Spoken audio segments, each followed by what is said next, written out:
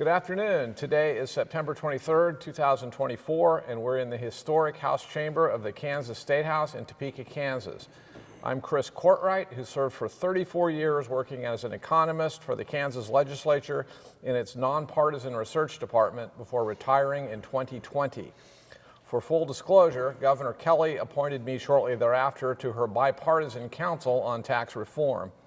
Today, I am privileged to interview former Representative and Kansas Secretary of Revenue, Ed Rolfs, who has had a long, distinguished, and diverse career in public service as well as the private sector.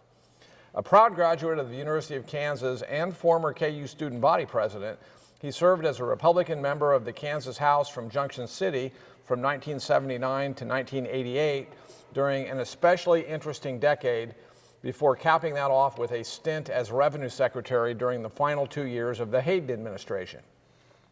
After leaving elective office, Ed returned to serve as the longtime president and CEO of Central National Bank, a prominent Kansas institution started by his family some 140 years ago and still serves on its board. A scion of a powerful political family, which we will be discussing in just a minute, he has remained a prominent behind-the-scenes figure in Kansas political circles. Did I get most of that right? Pretty much, thank you. This interview with Mr. Rolfs is conducted on behalf of the Kansas Oral History Project, a not-for-profit corporation created for the purpose of interviewing former legislators and significant leaders in state government, particularly those who served during the 1960s and subsequent years. The interviews will be accessible to researchers, educators, and the public through the KOHP website, ksoralhistory.org, and also the Kansas Historical Society and the State Library. Transcriptions are made possible as a result of the generosity of KOHP donors. Former House Speaker Pro Tem Dave Heineman is our videographer today. During your decade in the legislature, I suppose, Mr. Chairman, it demonstrates your jack-of-all-trades, diverse skill set that you served on so many different committees. But looking over those records and trying to cherry-pick some of the highlights that we will be delving into more in a few minutes, you yourself, of course, chaired the House's tax panel during an extraordinarily active time for that committee in the mid to late 1980s, which is where I first got to know you. You also chaired the governmental organization panel for 2 years in the early 80s, not to mention serving 6 full years on the powerful House Ways and Means Committee. Other panels you served on included Fed and State Affairs, Post-Audit, and Elections, to name a few. Is that a fairly good executive summary of your larger laundry list of committees? Yes. Okay, before we jump into your legislative years and committee work and big issues and whatnot, let's get into some additional background if we could. We normally ask people if they are native Kansans and if not, when their family moved here. We're going to get it next into some family history that includes the fascinating career and legacy of your grandfather and how that may have influenced you. But before we do, please tell us what you can about when one or both sides of your family first ended up here in Kansas. My mother's side showed up from Sweden in I believe 1861 or 2. They got to Ellis Island in New York and put money down on the counter and said, put us on the train and take us as far as we can go, and they dumped them off in Concordia, Kansas. And so that's where that side of the family came from. My father's side was more prosperous and more German, and so very organized, and they planted in Junction City, Kansas with intention, and shipped over here on a big ocean liner in the 1870s or thereabouts. Okay, and is it your father's side of the family that ultimately is the one that started the bank? Is that correct? Yes. Okay. Well, the other introductory question we often ask is about what gave you the public service bug and whether you had any family history that may have played a role in your decision to run for public office. In your case, let the record show that your grandfather, Frank Carlson, had a rather remarkable political career where he held elective office from the late 1920s through the late 1960s. He is the only Kansan to have served in our legislature, where he was first elected in 1928, in the U.S. House of Representatives, first elected in 1934, as governor of Kansas, first elected in 1946, and in the U.S. Senate, where he was first elected in 1950. Can you tell us the extent to which growing up with your granddad serving as a powerful U.S. senator who was a confidant of Eisenhower and LBJ and all these people, how that may have influenced your own entry into electoral politics? Were you sitting at his feet after Thanksgiving dinners, and was he clapping you on the shoulder and encouraging you to start your own political career someday? Absolutely not. Grandpa Carlson was a quiet, humble man. He would never presume to give anybody any advice. What I did learn from him, well, I'll tell you two stories. After he retired from the Senate in 1968, ostensibly to spend more time with his grandchildren, my parents bought a farm out by Wakefield, Kansas, north of Junction City, and we would have lunch there every Sunday after church and then go out to work at the family farm until sunset. And what amazed me and what I learned was he would have people walk up to him at that Lakeview restaurant every week, and he would recognize every one of them, and they may have been 100 miles away just traveling through. He would know their name. He would know their family history. There's nothing fake about him, but he had a knack for connecting with people. And that was remarkable. The other thing I remember, he took me to visit Washington, D.C. after he retired, and as a former member of the United States Senate, had access to the floor. And I was so excited because here I was on the floor of the U.S. Senate and seeing all these people I'd seen on TV all these years. And they all were coming up and clapping him on the back and all that. But what I remember most is the elevator operator taking us to lunch.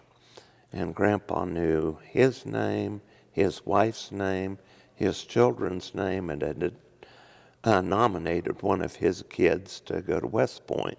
Oh, wow. And then when we got to the restaurant, our waitress just fawned all over Grandpa and told me, "Your granddad is the nicest man I've ever met in my entire life, and I've met the Pope."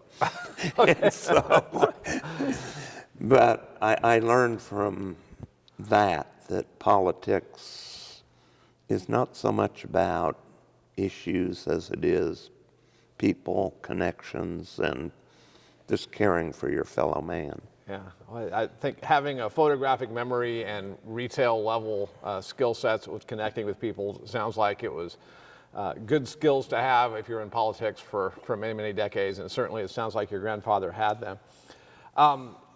You, in fact, were elected as an undergrad as the KU student body president sometime during the mid-1970s, if That's correct. That's correct. And this would have been 5-6 years after some of the chaos on campus had died down in the late 60s, early 70s. Can you recall what some of the hot issues were during your time as KU student body president, maybe in the mid-70s? I got to KU the year after the students had burned the student union to the ground, and it was, I really don't know how I got elected. I go back to my position that nothing about politics has to do with issues, but I was an extremely conservative person leading the KU student body, which is probably one of the most liberal institutions in Kansas. But I know I worked with the chancellor and worked with Governor Bennett to expand funding for university education during that time, and had a lot of dealings. That's probably where I got my first exposure to the State House, was we'd come over here and lobby legislators during that time. To improve higher ed funding To and improve whatnot. higher ed funding, yeah. Well, you do make your first run for the House at the ripe old age of 24 in 1978, and you knocked off an incumbent Democrat named Jamie Schwartz in the 64th District, which embodied your hometown of Junction City, as we mentioned. I guess several questions here. First, beyond any encouragement you may have received from your granddad or others in your prominent family, and it doesn't sound like he was pushing you to do anything like this, did you have any favorite professors from KU or other mentors who may have played a role in your decision to jump into the fray at such an early age? Oh, not really. I did have, I was lucky enough to get into a 2-year humanities program as a freshman, and that was taught by 3 full professors, Drs. Quinn, Nellick, and Senior. And it was called the Pearson Integrated Humanities Program, and it was education in the classics and Latin and things like that. Very broad-based liberal arts kind of thing. Yes, and I would say those 3 professors had the biggest impact on my life, and one of the things we studied was Plato's Republic, where Plato takes you through the various forms of government using the Socratic method, and what is the ideal legislator, what is the ideal leader, what is the ideal form of government, and things like that. But Okay. Well, please tell us what you recall about the first run for the House in 1978. Were there debates and forums that you and Mr. Schwartz both attended, or was the campaign fought more along the lines of radio ads, yard signs, and postcards? Also, do you have any funny front porch stories to tell us about the first time you were going door to door and meeting some of your more eccentric future constituents in and around Junction City? I will tell you that some of my very favorite front porch stories often seem to involve somewhat aggressive dogs. there was a neighborhood with a lot of dogs, but I would usually send my friends there to knock on the doors. But I don't know, what I remember about that campaign is sweat. I started knocking on doors in June. And by the time the general election rolled around, I'd knocked on every door 3 different times, and a lot of shoe leather, huh? Had got a lot of exercise. I couldn't do that in today's world, but when you're 24, you can do things you can't do when you're 70. So, but yeah, that's what I remember the most is a lot of sweat. Do you recall what some of the hot issues from that fall of '78 campaign were when you were trying to knock off the incumbent? There were no issues. It was Jamie. I loved him to death, and but he was lazy, and I was energetic. And going to all the doors 3 times, yeah. That's what decided the race. I don't think there was any big issue. Maybe the death penalty at the time. Okay. I think that maybe was a big issue, but no, I don't think there were any issues.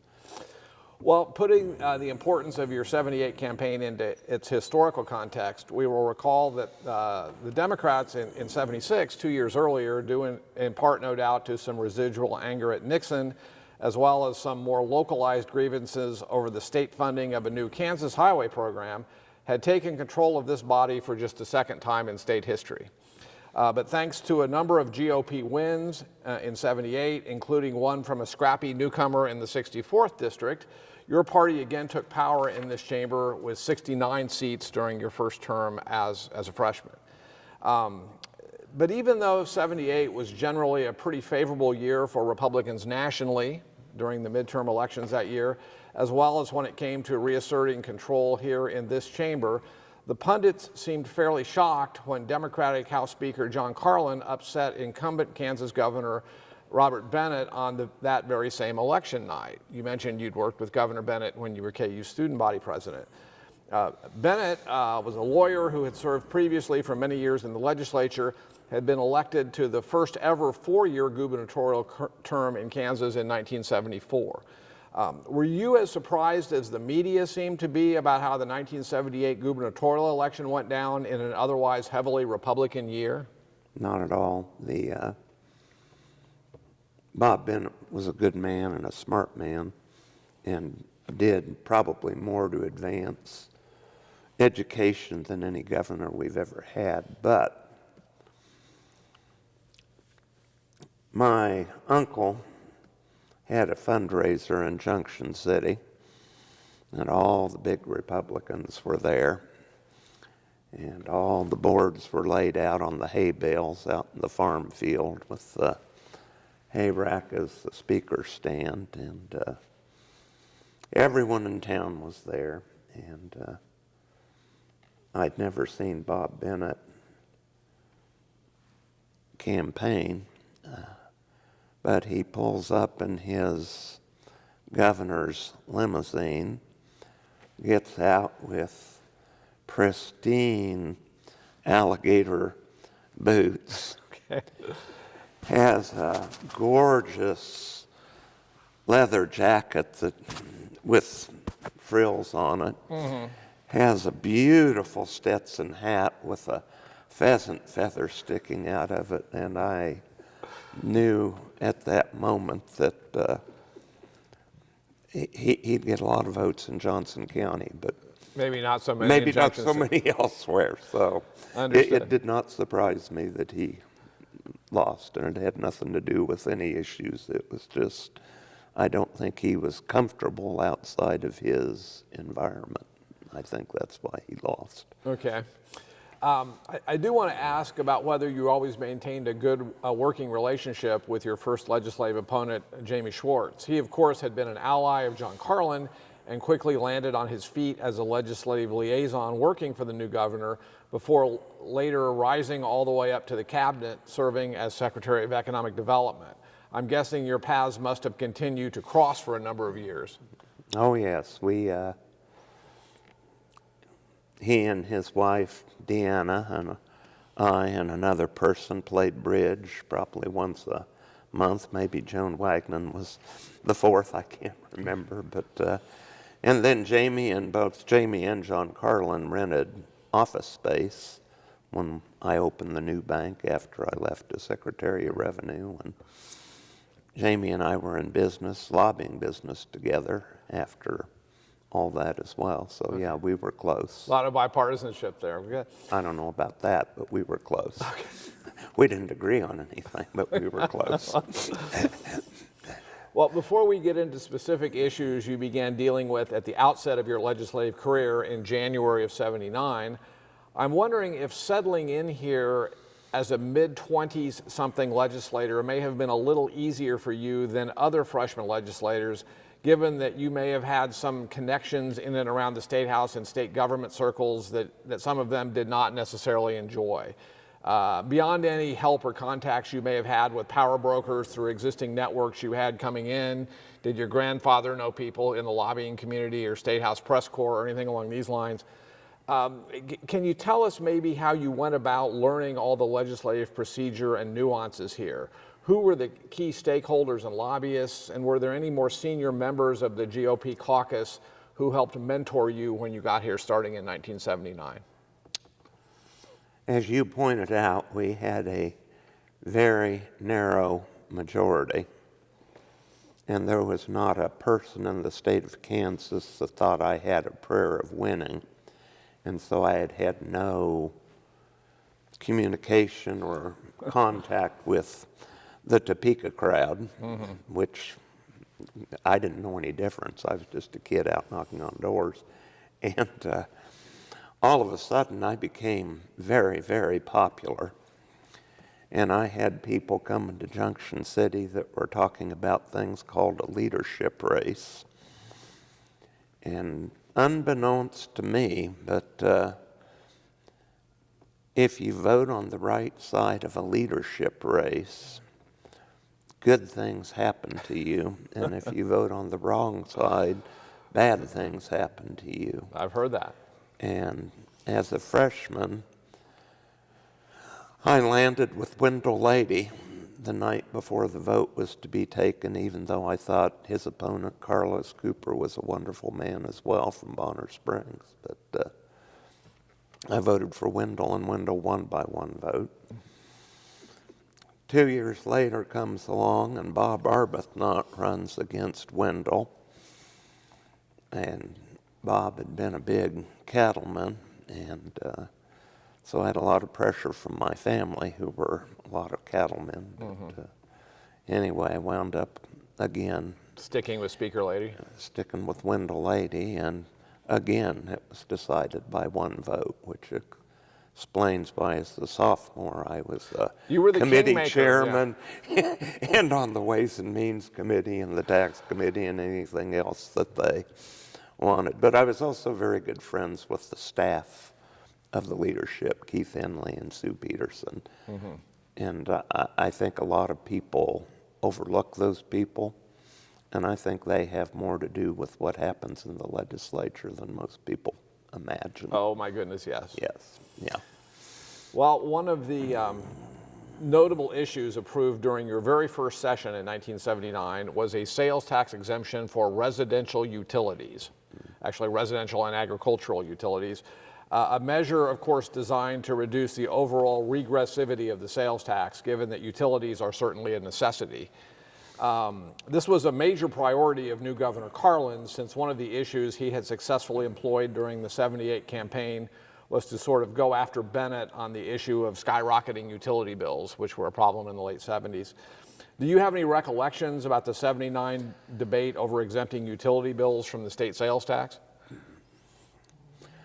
I remember as a kid, I had a little red wagon, and my friends and I, we always liked to go camping, and we would put our camping supplies in the back of the little red wagon and pull it to our campground. It was 1.5 miles away, and eventually my younger brother, 6 years younger, wanted to go camping with us, and my mother insisted we take him.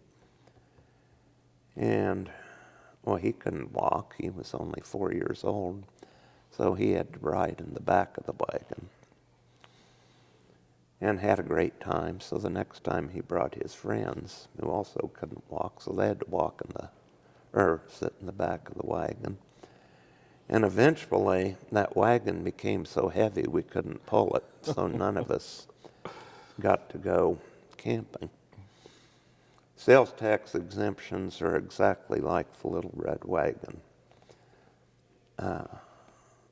I don't remember a lot about the utility bill exemption, but I know just this year the state generously gave me, and I'm in the top 1% of the income earners in the state, a very nice exemption from my groceries. So I don't have to pay for my groceries. And we also have farms, and just bought a new gator to go running around and cutting down some trees. And lo and behold, I don't have to pay sales tax on the gator that I bought.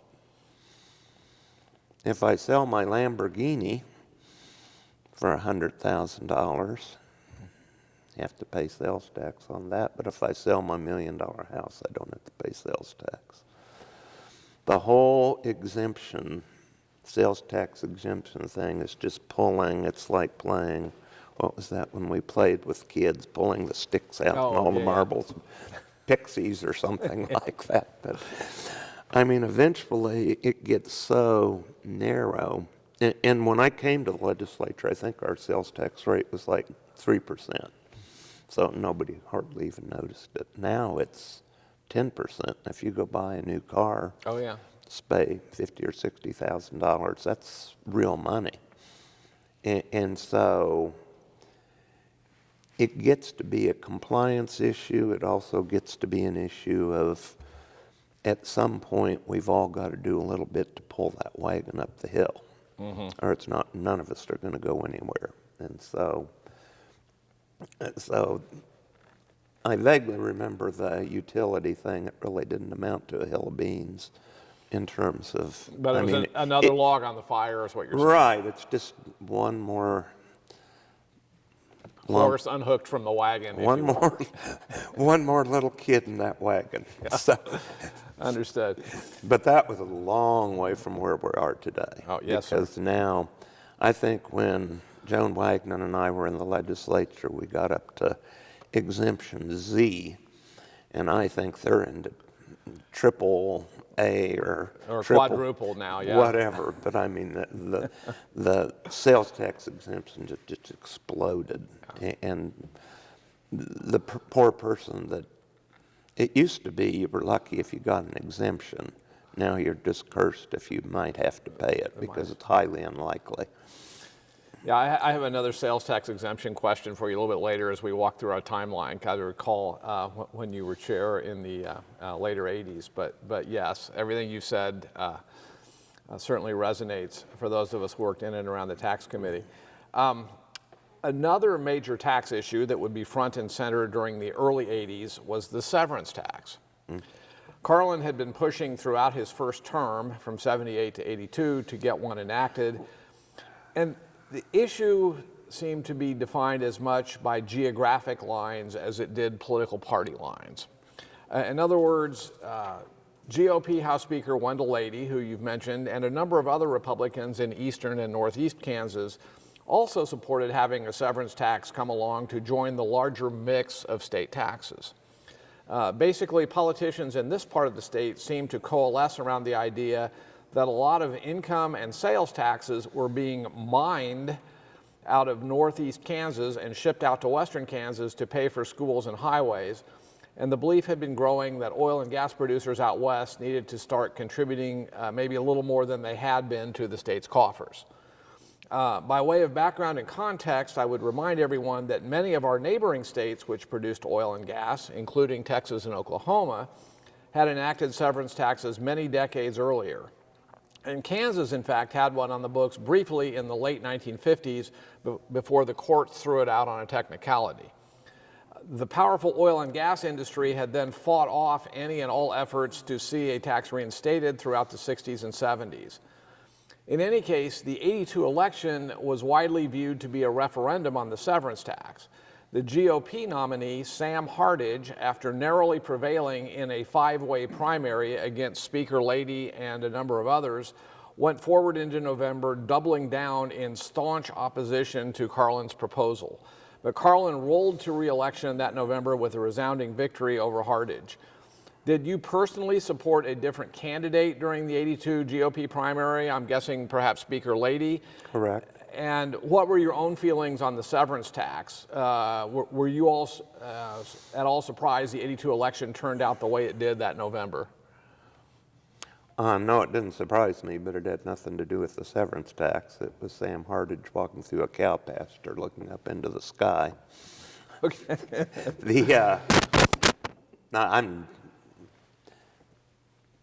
Although I'm moderated, when I was a young legislator, I was quite conservative. I thought state government was bloated, thought spending was out of control, and was opposed to any tax in any form, period. And so I don't know that for a fact, but I would guess that I voted against the severance tax. I don't really remember even the debate. Okay, but I guess you're saying Sam Hardage may have had trouble connecting to certain segments of the electorate, not unlike Governor Bennett before him? Yeah. Well, given that the 82 election was at least viewed by some as a referendum on the severance tax, at least that was the claim of Governor Carlin after he prevailed. Of course. That measure quickly did get across the finish line in 1983. Mm-hmm.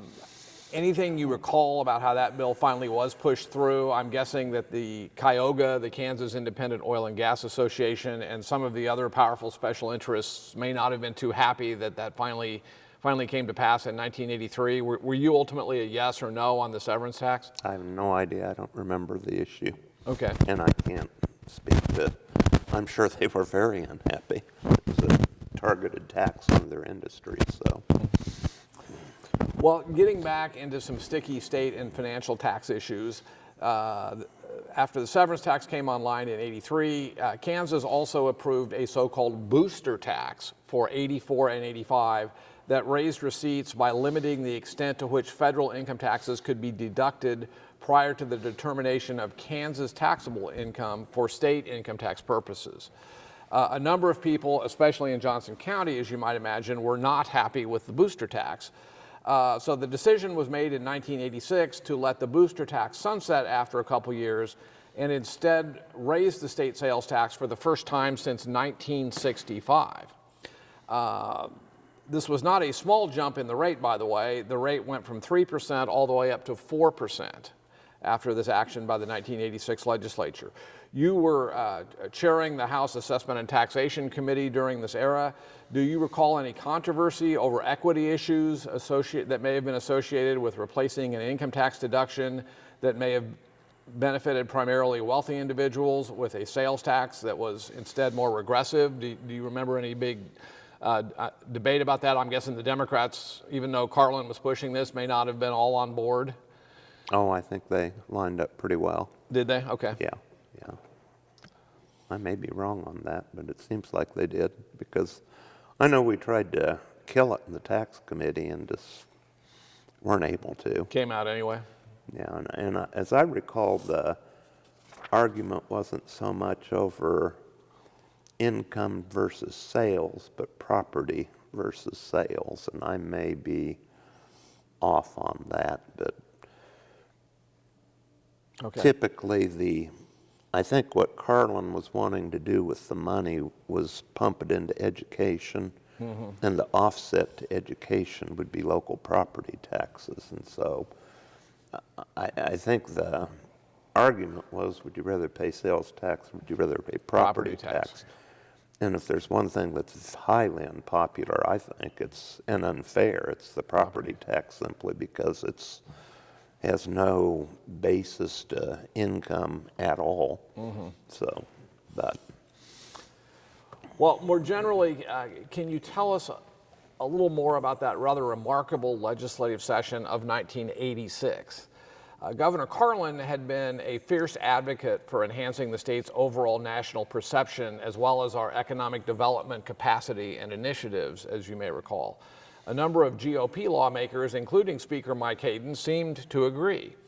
At the very least, there was a great deal of unanimity when it came to eliminating some long-standing constitutional restrictions dating from the Prohibition era, and constitutional amendments were placed on the ballot that year and subsequently adopted by voters, authorizing liquor by the drink, the lottery, and pari-mutuel wagering.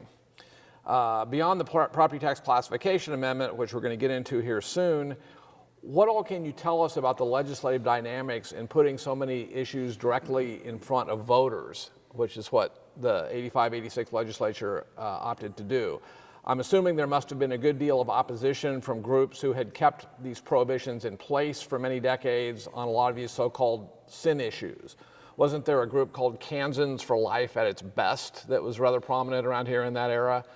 I'm guessing Reverend Richard Taylor must not have liked to see these things go on the ballot. He did not, and he was a great man and an honest man, but certainly viewed alcohol as a terrible vice, which it probably is, but a lot of us believe people should be able to make their own decisions about what they want to do, and if they want to drink away their life or gamble away their life, that's fine with us. It's just make sure we get a piece of the tax pie. And a lot of those issues went on the ballot in '86 and were ultimately approved. Yeah. Well, in addition to getting a lot of these constitutional amendments approved, the '86 election saw Hayden narrowly defeat Lieutenant Governor Tom Docking, who the Democrats were running. A couple questions about that era. Hayden prevailed in a 5 or 6 way GOP primary. He might have had 28 or 30% of the vote, but there was a lot of people running. Secretary of State Jack Breyer, if I remember right, and Larry Jones from Wood. There's a lot of people running. Did you have a horse in the race? Do you remember backing Hayden or one of the other candidates in the '86 GOP primary? I probably spent every waking moment working on Governor Hayden's campaign for governor through the primary and the general election. It was a fun time and highly energized. It reminded me of Carlin's first race when he ran for governor. There's just something about the chemistry that you develop when you don't have any money and don't have anyone supporting you, that you just run on caffeine and nerves. Run on fumes, understood. Well, I'm guessing things must have changed somewhat in 1987 for your House GOP caucus in terms of your ability to work more directly with the now Republican administration on second floor here in this building, right? Did you have better access? Not I did. Yeah.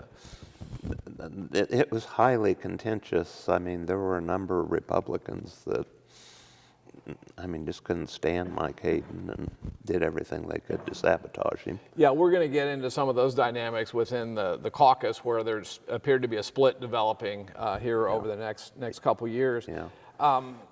I do want to ask, though, before we get there, one of the very interesting pieces of legislation adopted in 1987, which you were very much a supporter of as House Taxation Chair, was an illegal drug tax.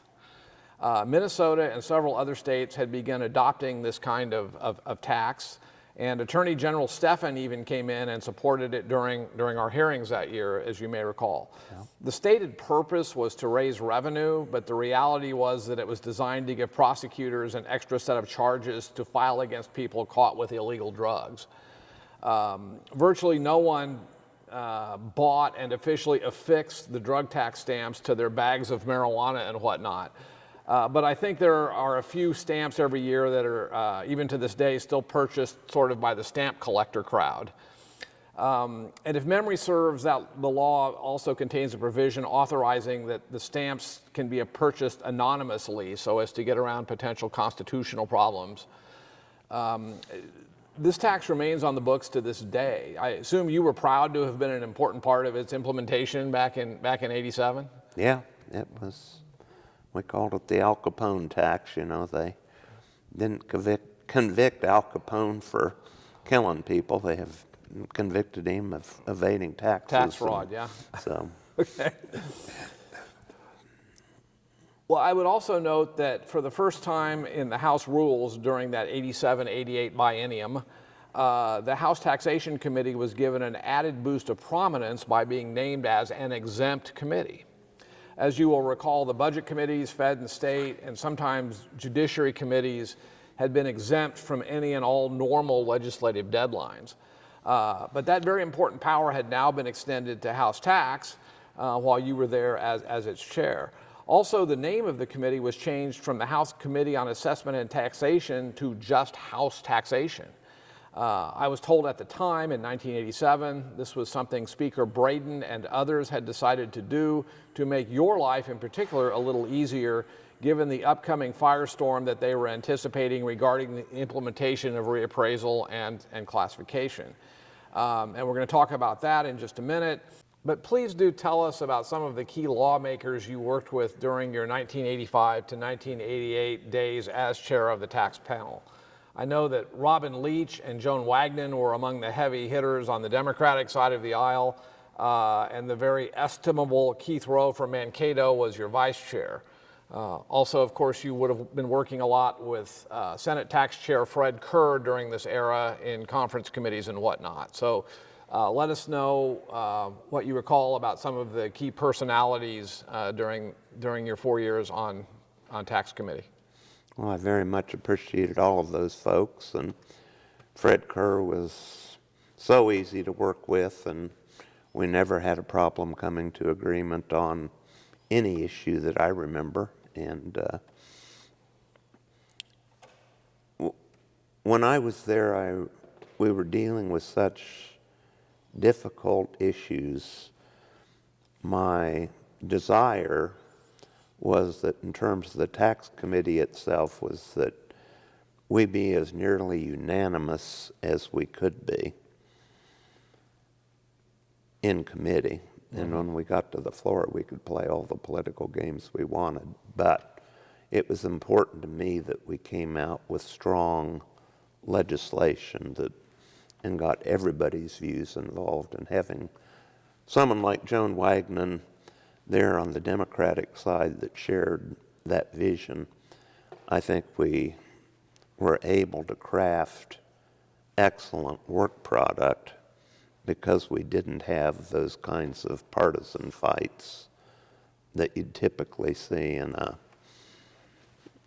committee that's divided between Republicans and Democrats. But everyone on the committee was really unanimously behind the idea of good tax policy, fair tax policy, and being collegial, at least in committee.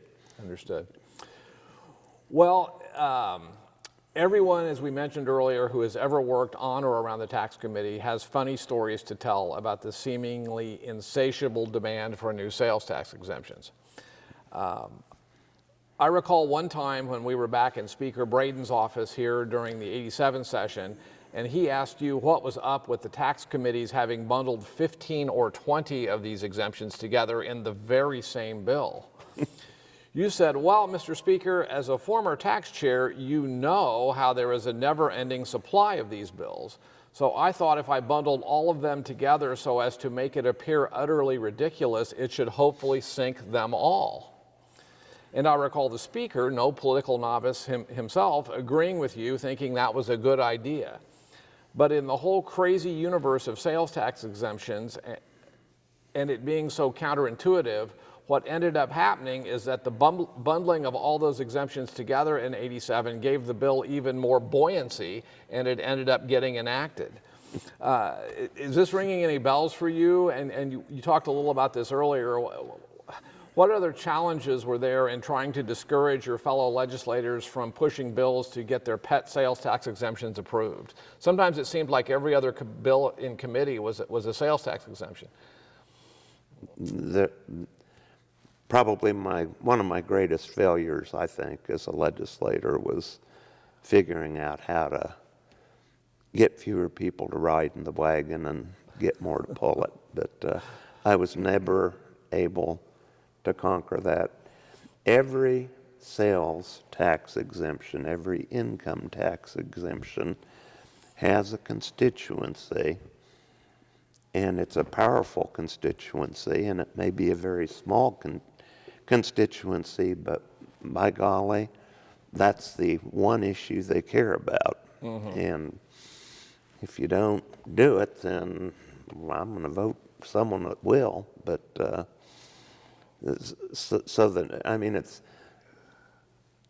I don't know, the state was generous enough this year to exempt my groceries, which those of us in the top 1% appreciate all the tax breaks we can get. The other thing the state did was exempt my Social Security this year. Mm-hmm.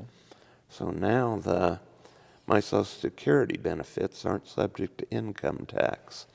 Well, if you took the total cost of exempting that Social Security and said, okay, let's just lower the income tax rate, you might go from 5% to 4.99 or 4.98%.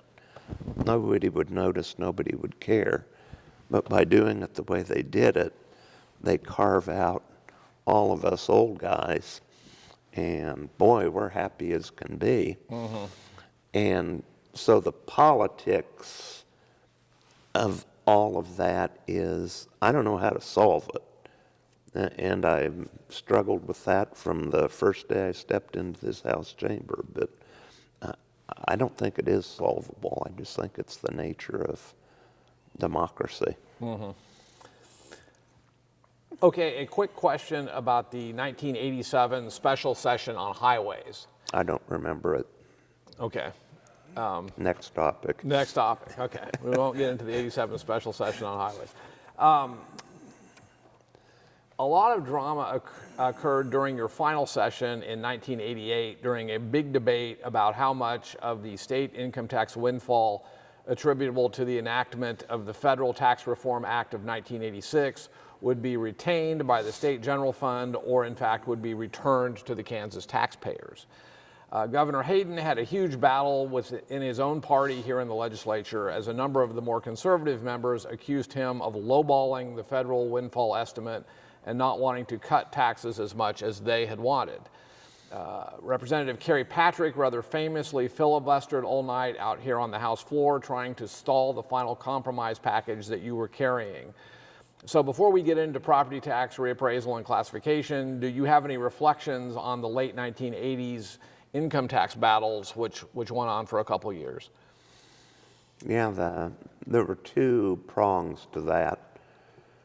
One was the general rate reduction, which was eventually adopted, but the other was tax simplification. And what we basically did was piggyback off the federal system, because we'd created an income tax system that had all of these differences with the federal system. So to complete a state return had become quite complicated. Well, under the new system, all you did was take your federal adjusted gross income, apply the state tax rate, and send in your money. And so it was a simplification move.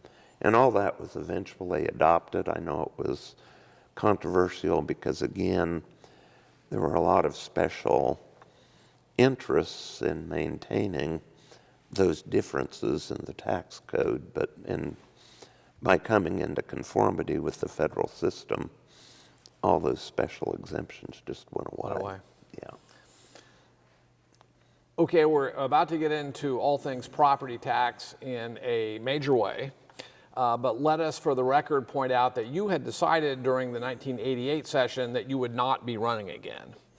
That 10 years in the legislature had been enough, and that it was time to go back home and plug in even more helping run your family's bank. You were saying this by April of 88, toward the end of the 88 session. But after former Secretary of Revenue Harley Duncan leaves over the summer of 1988, Hayden quickly approaches you to see if you would be willing to step into that rather challenging job. So I will say that even if you had some inkling about what the next 2 years were going to bring by way of a statewide property tax revolt, you certainly did not duck it and quietly exit the stage here at the State House. And in retrospect, maybe you need a Profiles in Courage award for that. In the summer of '88, what all did Hayden discuss with you when he asked you to take over at Revenue? I will say that editorial pages around the state were all but unanimous in their praise of him for picking you, and the Manhattan Mercury in particular threw you a very nice bouquet. Yeah. We both knew it was going to be tough, and I mean, we knew that before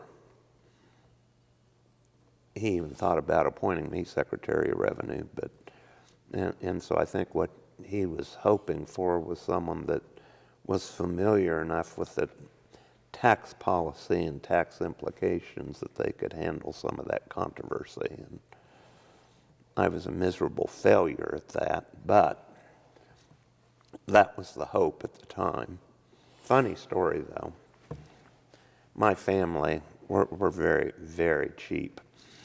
And so when I worked at the bank out of college, I was basically making the minimum wage. And I remember Sue Peterson called me, and I knew the governor was going to appoint me Secretary of Revenue. And she told me the salary he was going to pay me, and I said, "What?" And she said, "Well, let me get back to you." Well, she called back 2 hours later and offered me like 30% more.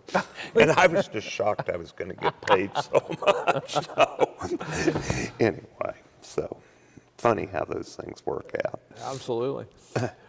Well, we know that the history books say that maybe the dominant issue for lawmakers altogether in the late 80s and early 90s, and certainly the biggest tax issue, would have been implementation of property tax reappraisal and classification.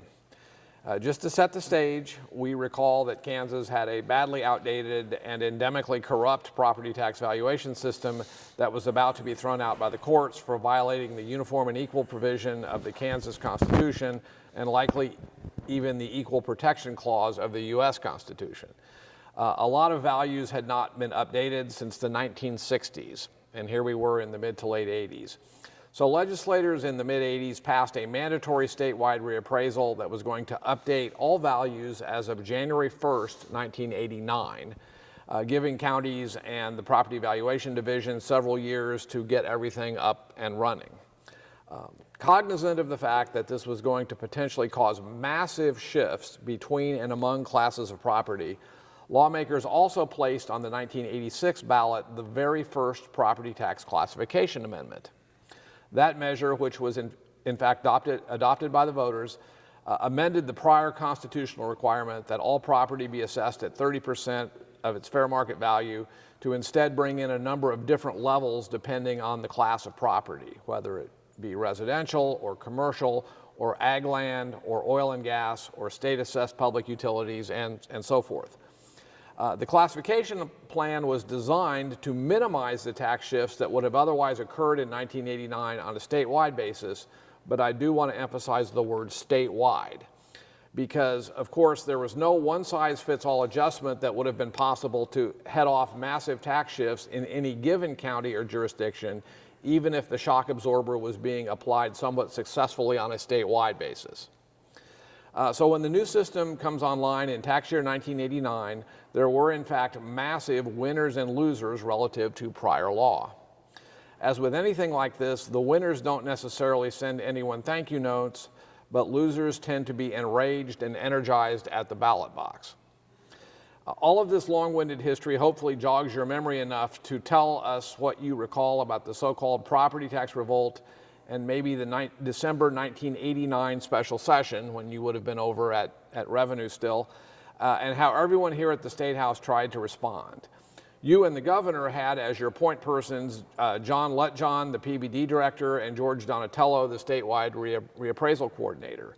But the 89 special session and 1990 regular session here at the State House turned out to be quite a wild ride for everyone. And can you tell us what all that must have been like for you over at Revenue? Oh, it was pretty bad.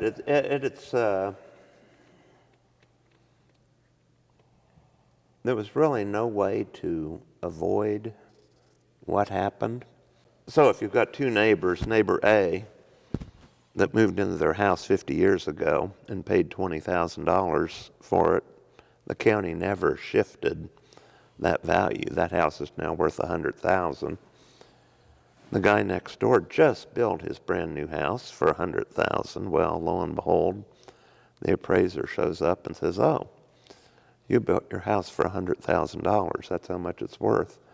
Well, they both got two houses that are exactly the same value, but one's paying a fifth of what the other one is, and there's no way you can ever adopt anything that's going to solve that problem. The guy that had the $100,000 house, or paying on $100,000 in value, is going to see a dramatic decline in his property tax. The guy with the $20,000 value is going to see a dramatic increase. But the $20,000 guy has been underpaying for decades. And so it's basically catching up. But to explain that in a political realm is impossible. And that's why we have smart economists like Mr. Chris here to explain those things to us dumb legislators. Okay. But it doesn't get you any more votes. No, and it's likely that the person in the $20,000 house was one of the aggrieved people marching on the State House steps here in December of 1989, even though he'd been getting a relative break for a number of years. People hate change. Well, due in part to some of this political fallout and angst, as well as some other frustrations with Hayden, he loses his 1990 gubernatorial reelection bid to Democrat Joan Finney, who had been state treasurer. Finney, a self-described populist and a bit of a political outsider, is elected at least in part because both of her predecessors, Governor Carlin and Hayden, had been blamed for the property tax reappraisal and classification upheavals we just discussed. Finney, in fact, beat both of them in 1990. Carlin in the who had been attempting a comeback in the Democratic gubernatorial primary, and then Hayden in the November general election. Let me ask, were you planning on staying on as Secretary of Revenue during a second Hayden term had he been reelected? Oh, I was hoping not, but I mean, if he'd asked, I would have stayed, but I had no desire to. But I think you're off on Joan Finney. I feel personally responsible for Hayden losing that election simply because of the property tax thing. I have no idea what I could have done to fix it, but I mean, Hayden was a good governor and he should have been reelected. But funny Joan Finney story. Joan's first job was my Grandpa Carlson's secretary over at the Jayhawk Hotel. And his chief of staff for Kansas was a man named Cap Edwards from Madison, Kansas. And Cap was Grandpa's colonel of the Highway Patrol when he was governor. And when he became U.S. Senator, he ran the Kansas operation. And Joan was his secretary. Joni is what Cap always called her, and Grandpa did too. But about twice a year, my mom would love to come to Topeka. And I think there was a ladies' store called Pelletiers.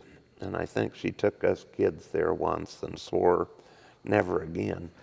And so we got dumped off at Grandpa Carlson's office in the Jayhawk while Mom went shopping. Well, I'm not very well mannered as a 4 or 5 year old kid, and I disappeared. And poor Joni was in a panic because she was going to have to tell Grandpa Carlson, who called every day promptly at 6 o'clock, that she had lost his grandchild. As it turned out, somehow, wherever the Miniger Foundation was from the Jayhawk Hotel, I think it was a long way away, I wound up in some nice lady's psychiatrist's office that figured out who I was and who to call. And Joan was never so relieved in her life. I remember her driving up to Miniger's to pick me up, but that's my Joan Finney story. So. One of the many important duties you had while serving as Revenue Secretary, in addition to presiding over the property tax classification mess we've been discussing, was serving on the Consensus Revenue Estimating Group alongside myself and a number of others. Do you have any recollections or stories about all the work that used to go into the CRE meetings and the whole process back during the late 80s and very early 90s? I remember it was a room full of know-it-alls that got it all wrong, always. Way, way wrong. Yes, sir. Our job was to try to guess what our revenues were going to be in the next, 6 months or 12 months. I don't even remember what it was. But, I mean, we were off by miles. And we would spend weeks getting ready for these meetings. And you couldn't be more wrong than we could have been, I don't think. And maybe it's gotten better, because with AI and all this computer stuff they have now, it's probably a lot better. But boy, we sure got it wrong. That's all I remember about that group. What? And it was probably all your fault. No doubt. Anything you have worth sharing about administrative hurdles and struggles that must have been involved with overseeing an agency of that size with so many different functions beyond just the loudest dog that was barking, as we mentioned, regarding the property tax stuff? Revenue, as we know, is a sprawling agency that is dealing with everything from license plates to alcohol regulation to income taxes. You were just in your mid-30s when you had that very interesting and challenging cabinet level job. It was the late 80s. Was the computer era starting? Were people and their accountants wanting to start filing electronically and do away with paper returns? Were you what all were you dealing with as Secretary of Revenue? It must have really been Hundreds and hundreds of Macintosh computers.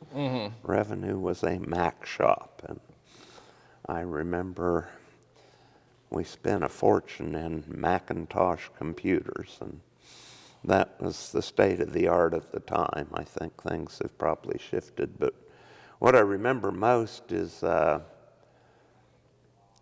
I discovered something called the state civil service system. And under the state law, you can only compensate a civil service employee based on their longevity.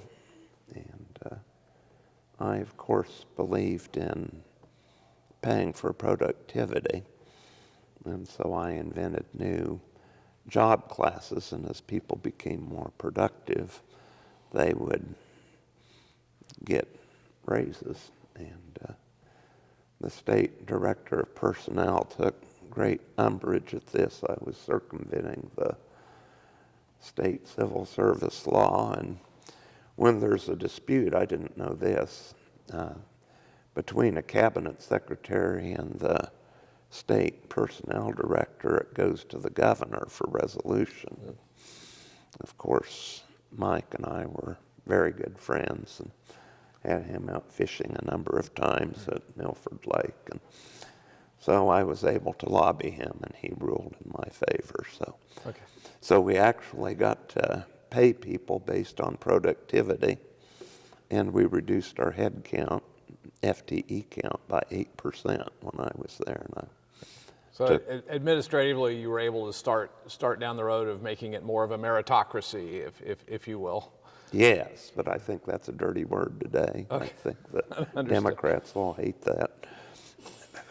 Well, my next question, I was going to ask you a little bit. Everybody has Joan Finney stories, and you already told us one about how she lost you when she was babysitting you when you were not babysitting. I was no baby. I was probably 4 or 5 years old. 4 or 5 years old, yes. But when she was state treasurer, and did you interact with her much? And Yeah. what was your sense of her once she ascended My to first statewide? exposure in politics was I was her Geary County campaign chairman when she ran for the Republican nomination to the United States Congress against Chuck McAtee of Topeka. And I got to know her so well, and we did mailings and we did door-to-door, but that was the first campaign I'd ever been involved in. And when I got elected to the legislature, she would frequently come to my office and tell about all the horrible things Bob Bennett was trying to do to her, and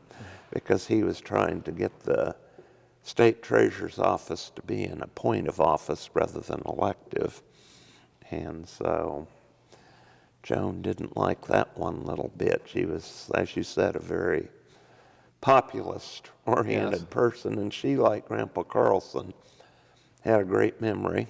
Yes. And if she met someone, she would know who their father was and who their daughter was and who their son was and where they went to school and everything else. And so that's why I think she got elected governor. She just, people just liked Joan. Yeah. She's a very nice lady. Well, I will say she shares your view of sales tax exemptions. I know. In fact, in the early 90s, she insisted that some of them be repealed to help fund the new school finance law. Yeah. As long as Were any of them repealed? actually, for a few years, they repealed 4 or 5 of them. Did they really? Yeah. Okay. I never heard. They were quickly restored when she was no longer governor. But Okay. for a brief window, there was from 92 to 94 or 5. As long as we're on the topic of your interactions with policymakers who would become even more prominent down the road, I would note that you served during your final 2 years in the House with future Governor Kathleen Sebelius across the aisle from you as a Democrat. And she had been around here for a few years as a lobbyist for the Kansas trial lawyers, I think it was, before she was first elected in '86. Did you ever work with her much back in the day, and did you have any inkling that she might have a bright political future? Oh, I thought she might, but I don't know. The funny thing about Kathleen had absolutely no sense of humor.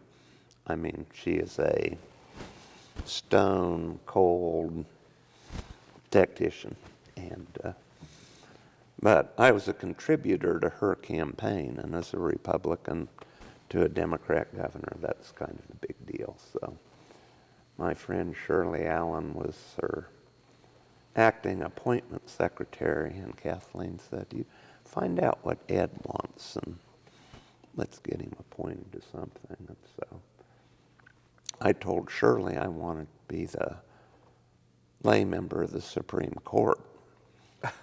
Okay. That wasn't on the bingo card, I take it? That I'd vote however Kathleen wanted. I just wanted the robe. Oh, okay. Of course, there is no such thing as a lay member of the Supreme Court. So Shirley's sitting around in a staff meeting with the governor and rolls around to the appointments. And Kathleen asked her, "Did you ask Ed what he wants?" "Well, yes.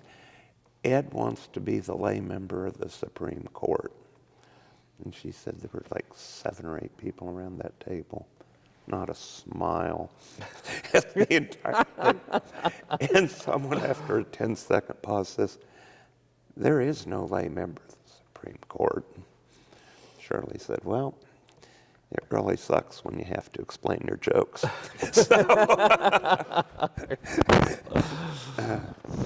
But yeah, Kathleen she was bright, but she just was humorless.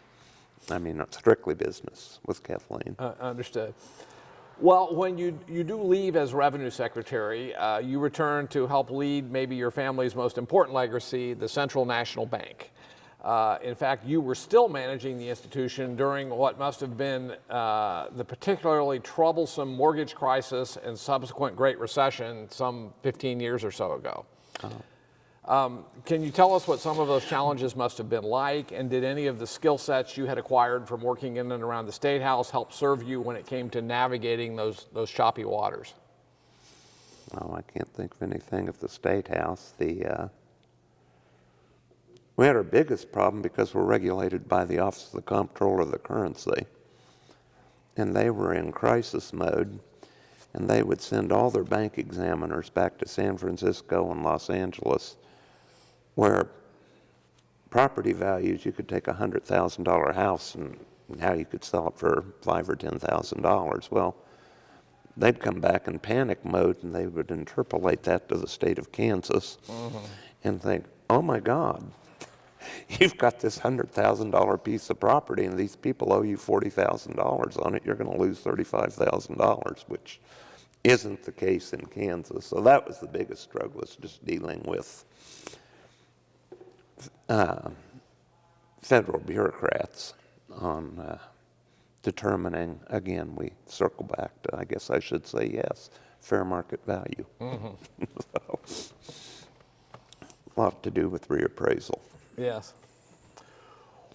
Well, I do want to jump ahead to the 2012 to 14 era, when your name would surface again in association with another relatively prominent tax policy controversy here in Kansas. Of course, former Governor Brownback rather famously launched a self-described experiment on the state tax system. He even flew supply-side economist of renown Arthur Laffer into the state as a special consultant. But I think it's fair to say that the experiment did not turn out anywhere nearly as well as Brownback, Laffer, and its other proponents had hoped. The reality is that the fiscal crisis it caused quickly became ongoing and institutionalized, and lawmakers had to consider backfilling tax increases, smoke and mirrors budget gimmicks, and painful budget cuts annually until sanity was finally restored in 2017, when 2/3 majorities in both chambers rather remarkably overrode his veto of a bill that largely repealed said experiment. You seem to have been one of the canaries in the mine shaft back in 2012 when you formed a group with a number of other former GOP elected officials called Traditional Republicans for Common Sense. You traditional Republicans expressed a great deal of alarm at what the 2012 tax cuts were going to mean for the state and its economy, and history appears to have vindicated you on this point. Sheila Fromm, Dick Bond, Gary Scherer, Jim Braden, Wendell Lady, R.H. Miller, Alicia Salisbury, Rochelle Chronister, Jane Alward, Jim Lowther, Fred Kerr, and Lana Oline, among others, joined you on the letterhead of this entity. And many of those same folks, yourself included, again banded together in 2014 for launch of a group known as Republicans for Kansas Values. The latter group actually endorsed Democratic nominee Paul Davis for governor that year, given how doubled down Brownback and his people were when it came to defending their failing tax experiment. You were quoted in a press release that RKV put out that summer after you took particular umbrage at Brownback and his minions blaming what was going on in Kansas on President Obama and his administration. You said, and I quote, "I mean, you can't basically destroy the income tax base and then blame some spurious thing from the federal government. When you cut taxes, you lose revenue. I'm sorry, that's just the way it works," unquote. So given how you felt about what went on during the 5-year experiment, can we assume that you were glad when Brownback's veto was overridden and some form of normalcy was restored to the state tax system beginning in 2017? Yes, but I don't know, the Kansas tax system, in my view, the way I see it, is like a three-legged stool. You've got the income tax, you got the property tax, and you've got the sales tax. And I lump gas tax in with sales. It's just sales tax on a different product. But the more you chip away at those things, the less stable your stool becomes. Mm-hmm. And I think in today's world, they're dealing with a much less stable stool than we were dealing with 30 years ago. I just don't think there are very many pieces to the foundation. But no, I think the reversal was good, but I think they're a long way from doing what needs to be done. In fact, I think they're going in totally the wrong direction today. But I do appreciate exempting my Social Security from taxes and my groceries. And your groceries. Very generous of them. Okay, well, jumping back in time to your days in the legislature from 79 through 88, we've of course spent a good bit of time on tax and fiscal matters, since that's the area of policymaking you and I focused on during much of our careers. But how would you characterize some of the big debates on major social issues, such as the death penalty and abortion? Can you tell us what your position may have been on those issues back in the 80s, and whether your position may have evolved somewhat now that we're here in 2024? Death penalty, Bob Fry and I wrote the bill that Carlin vetoed. And abortion, our leaders protected us. We never had to vote on it in 10 years I was here. And I didn't know then, and I don't know how I'd vote. I guess I voted on the constitutional amendment, but thank God that's a secret ballot. Okay. I think the most important thing I did when I was in the legislature was I was viewed as a young Turk or a young Nazi when I first got here, and voted against as a freshman, every single appropriation bill that ever came to the floor. And I remember John Vogel from Lawrence coming to me shaking, "If everybody did that, we'd never be able to do anything in this government." And yeah, that's what I want. But anyway, so as a sophomore, Wendell Lady and Mike Hayden decided to put me on Ways and Means. And being the arch conservative, Mike Hayden put me in charge of SRS, mental health, and mental retardation. Okay. And this terrorized everybody because, oh my God, we got this jerk in, and it's just a 3-member subcommittee, Mike Meacham, Billy Wisdom, and me. But Bob Harder was gracious. He was the secretary of SRS at the time. And he spent many, many hours with us. And He told me, you can close every state hospital we've got. I won't fight you. All you have to do is promise me you'll visit them for half a day.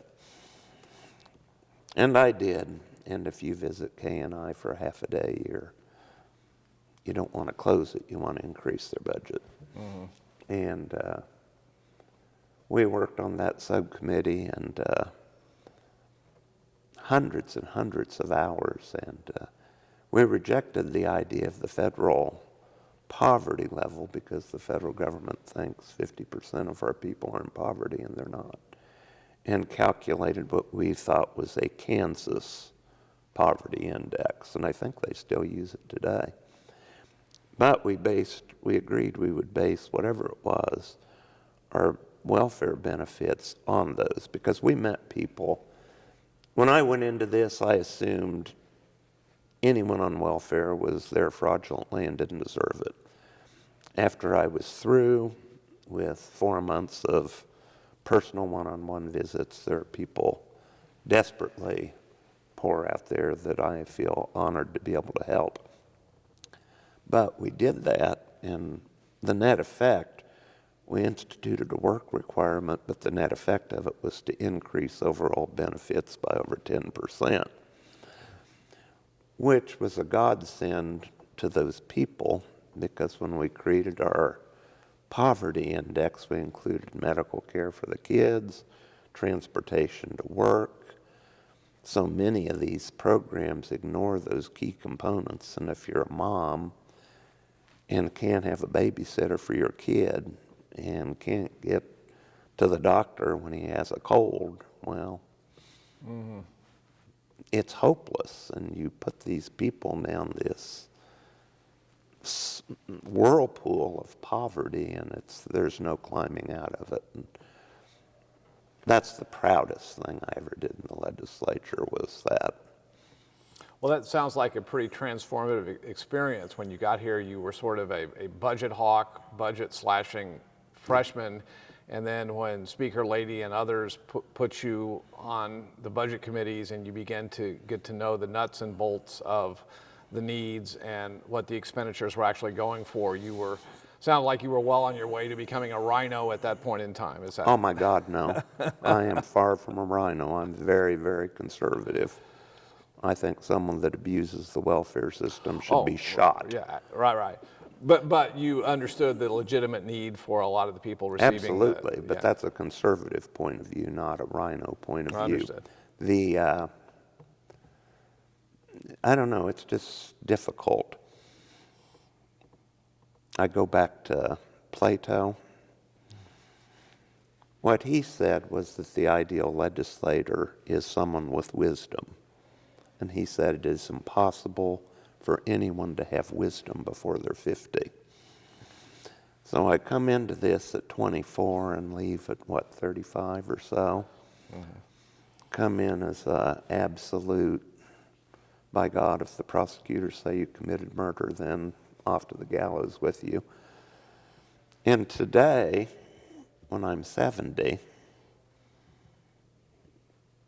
I would never vote for the death penalty, simply because I think there's a good chance we'd get it wrong. Mm-hmm. And I think your life's experiences, whether it's on welfare budgets, whether it's on being convinced that the government is poorly run when actually it is not poorly run, you learn those things over life's events. And so I think Plato was right. I think it makes sense having someone with some gray hair around. Not all of them. You need the young shit kickers to stir the pot. But well, it sounds like you need to run for the legislature again. No. It would be tempting, though, because I have a lot of different ideas than I did 50 years ago. I'll bet that's right. Yeah. Well, you mentioned Secretary Harder. A quick ask about working with some state officials when you were here in this chamber, especially cabinet level ones. You worked, of course, with a number of different secretaries of revenue, agriculture, transportation, and SRS over the years.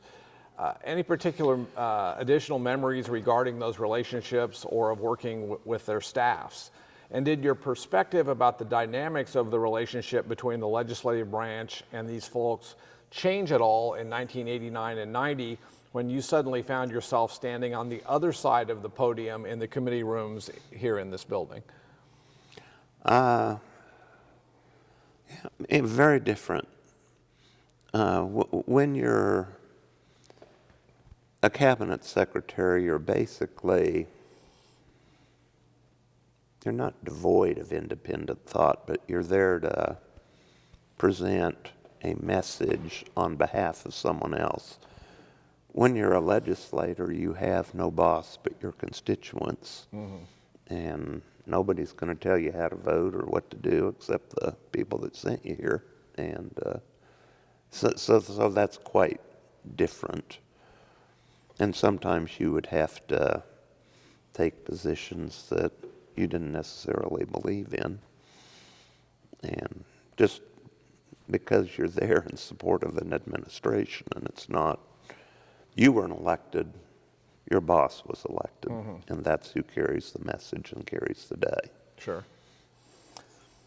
Well, it does seem to me that your strong suit was always working with others, regardless of policy differences, to get things accomplished. But now that I've complimented you on this comes the trickier question to think about. Given that you've been around the policymaking whirlwind in one form or another since the late 70s, or at least monitoring it from afar, how would you compare and contrast the institutions of state government today, especially the legislature, with the way things were 40 plus years ago? What are the biggest differences, and are those differences generally positive or negative in your mind? Please feel free to talk about anything you want, from changes in technology to increased political polarization, to changing perceptions about the role of the public sector, to the accelerating influence of powerful special interest groups. I feel like Joe Biden, get off my lawn. Every old person says, oh, it was so much better back when I was there, or I was doing it. And I don't really think that's probably the case. There have always been deep divisions. That's the nature of a democratic republic. And I think there will continue to be. Do you think you had more collegiality back in the day, working across the aisle and with urban legislators and conservatives and liberals and all of that, than that which goes on today? Or do you have any observations about that? No, it depends upon who. Joan and I got along pretty well. Carrie Patrick and I probably did not. Well, anything else you want to add about what the future holds for you, beyond the fact that you're still involved with and on the board of I guess, at CMB? I'm wondering if you may still be engaged in an informal advisory role here and there in the policymaking process. Will you be closely monitoring the results up and down the ballot this fall? I'm looking forward to my death. That's what I have to look forward to. No, nobody calls and asks my opinion on anything. And yes, I'll be watching very carefully the results of the election. Well, Mr. Chairman, thank you so much for your time today. You're welcome.